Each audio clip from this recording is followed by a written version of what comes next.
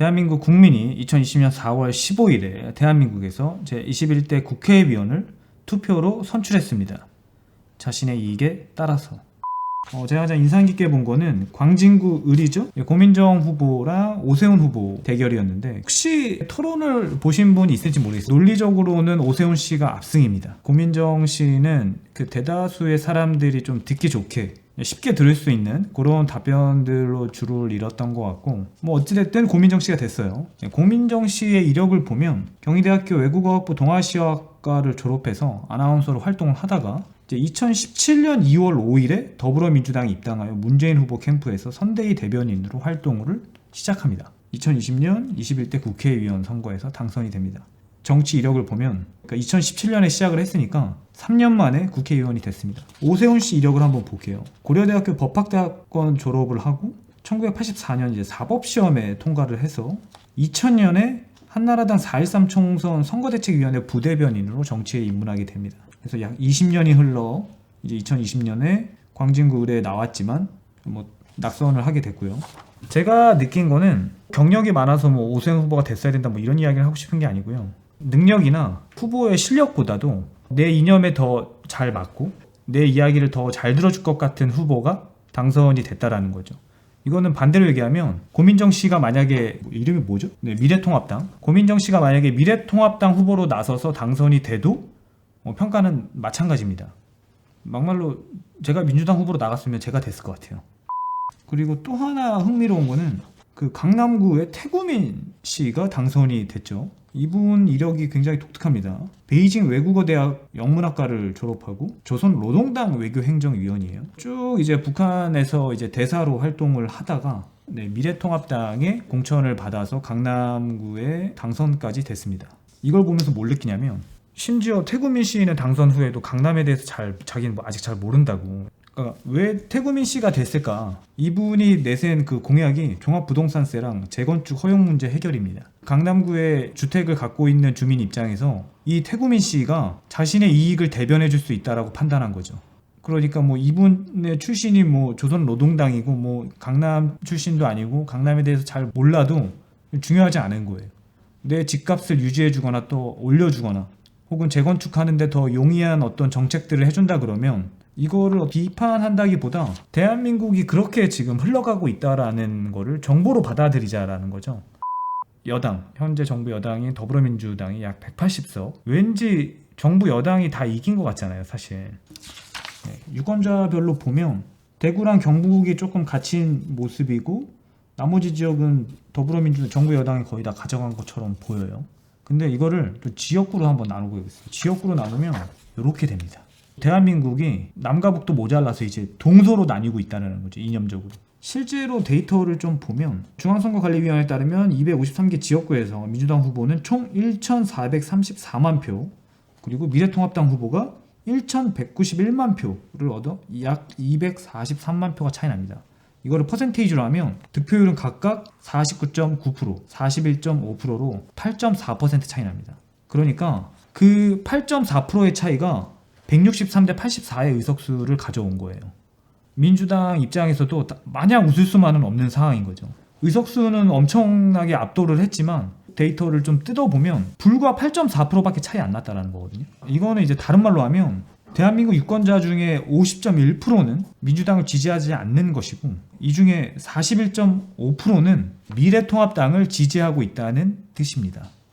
그리고 이제 정부 여당이 과반 의석수를 넘어서 미래통합당이 이제 2배가 넘는 의석수를 가져가다 보니까 이게 또 어떤 결과를 불러올 수 있냐면, 앞으로는 야당 탓을 못하게 됩니다. 예전에는 정책을 추진하고 싶었는데 여당의 반대 때문에 좀 부딪히기도 하고 지연되기도 했지만, 개헌 빼고는 웬만한 건 다 밀어붙일 수 있는 상황이 됐어요. 지금부터 나라 경제가 또 안 좋아진다거나 어떤 사안이 생겨버리면 통합당 미래통합당이나 야당을 욕할 수가 없으며 탓을 할 수가 없어요. 그러니까 온전히 책임을 져야 되는 부분입니다. 정부 여당은 앞으로 굉장히 잘해야 된다. 제가 여러 가지 이렇게 데이터를 가지고 얘기를 했지만, 이번 총선에서 어떤 당이 의석수를 몇 개를 가져가고 어떤 지역에서 누가 되고는 사실 저한테 중요하지 않습니다. 사실 관심도 없고요. 근데 이제 다만 앞서 제가 말씀드린 것처럼 어떤 대한민국 국민들의 생각, 또 국회의원을 뽑는 데 있어서 어떤 그런 기준들이 국가나 전체의 이익보다도 지금 당장 나에게 이익이 되는 후보에게 투표를 했다라는 점, 그런 흐름들이 있다라는 것만 저에게 중요할 뿐이지 정부 여당이 뭐 많이 가져가고 뭐 미래통합당이 뭐 이렇게 되고 뭐 그거는 사실 저한테 중요하지 않습니다.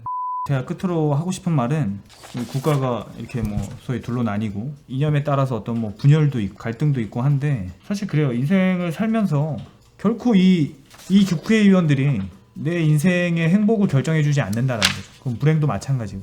근데 단지 나랑 이념이 다르다고 이들 때문에 내가 불행해졌고 이들 때문에 내가 행복하다면 그거 되게 이상한 거 아닌가요? 그러니까 나의 감정과 행복은 내가 결정할 수 있어야지 결코 뭐 설령 그게 대통령이라도 국회의원이 할지라도 내 행복과 불행을 그들이 결정할 수 없는 거죠. 이 나라에서 이 국가에서 사는 한 이들의 영향력이 굉장히 중요하죠. 입법을 하는 기관에서 법을 제정하고 또 혹은 수정하고 추가하는 집단이다 보니까 대다수 국민들에게 아주 지대한 영향을 끼치는 건 사실입니다. 그런데 그렇다고 그들이 과연 내 행복과 불행까지 결정하냐, 그거는 좀 아니라고 보거든요. 뭐 설령 나와 이념이 뭐 다르더라도 뭐 그거는 뭐 각자의 선택이고 삶이니까 그것 때문에 굳이 내가 이들과 싸워야 되고 갈등을 빚는 거는 오히려 그게 너무 불행한 것 같아요.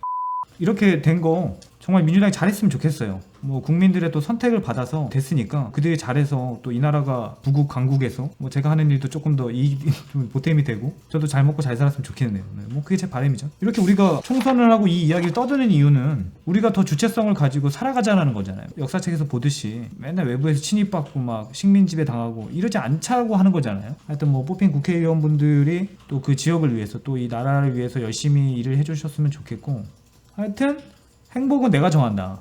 심지어 불행마저도 내 탓이다. 제일 핵심입니다. 그냥 제가 드리고 싶은 말씀이에요. 내가 행복하다면 그건 내가 잘해서고 내가 불행하다면 내가 못해서 그런 거예요. 절대 대통령이나 국회의원 혹은 뭐 부모님이나 친구나 동료나 사장의 탓이 아닙니다. 내 감정은 오로지 내가 결정하는 겁니다. 네, 그래서 여기까지입니다. 그리고 기존에 계셨던 우리 구독자분이 보시면 저 뭐 하는 거야? 이거 갑자기 또 그러실 수 있는데 갑자기 이러는 건 아니고요. 제 평소 생각들이에요. 그러니까 나름 이렇게 생각을 하는 시간이 상당히 있었거든요. 오히려 영상을 제작하기 이전부터.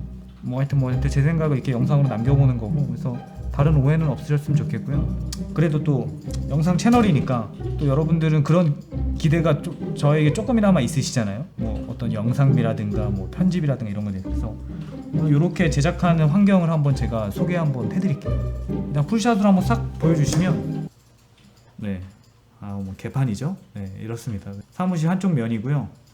여기 이제 3m짜리 롤지가 이렇게 내려와 있고, 요 뒤에도 이런 이렇게 렉이 뒤에 있어요. 그래서 장비들이 주로 여기 있고, 요거는 이제 마이크인데 제가 사실 여기 마이크를 안 하고 있잖아요. 그쵸? 그래서 요 NTG3라는 로데사에서 나오는 마이크인데 지향성 마이크예요. 그래서 조금 신경 쓴 인터뷰에는 요 마이크를 안다는 게 약간 스킬이거든요. 마이크 안 보이면 깔끔하잖아요. 이야기도 편하게 할 수도 있고. 굉장히 좀 까다로워요. 그래서 이 거리나 어떤 이 각도들을 잘 조절을 해야 되고, 또 이거 녹음기가 또 필요하거든요. 그래서 요 로데 NTG3라는 마이크를 요렇게 요거 있죠. 요거 검은색 판, 요거 이제 고보라고 하거든요. 고보. 또 영어로는 커터라고 하는데 빛을 걸러주는 역할을 합니다. 그러니까 이걸 쓰는 이유는 이게 없으면 이쪽에 있는 흰색이나 혹은 다른 색들의 반사로 제 요 옆쪽 면에 이렇게 빛이 묻거든요. 좀 심도 있는 이야기를 할 때는 가급적이면 이렇게 옆에 빛을 끊어서 조금 이렇게 콘트라스트가 지게끔. 그러면 좀 더 좀 더 진중해 보이잖아, 이미지가. 그래서 요 고보 커터를 쓰고요. 요거는 이제 어퍼처사의 120D라는 조명입니다. 그래서 요게 이제 키라이트가 되겠죠. 오늘 의상은 미처 준비를 못했어요. 그래서 사실 추리닝 입고 나왔어. 위에만 갈아입었고 했고요. 뭐 요거는 속았죠? 하여튼 뭐 그렇습니다. 그래서 다음에 또 기회가 되면 이런 촬영 장비나 방법에 대해서 또 한 번 더 이렇게 뭐 설명해 볼 수 있는 기회가 또 있을 것 같아요. 그래서 요 정도 이렇게 저희가 하고 있습니다.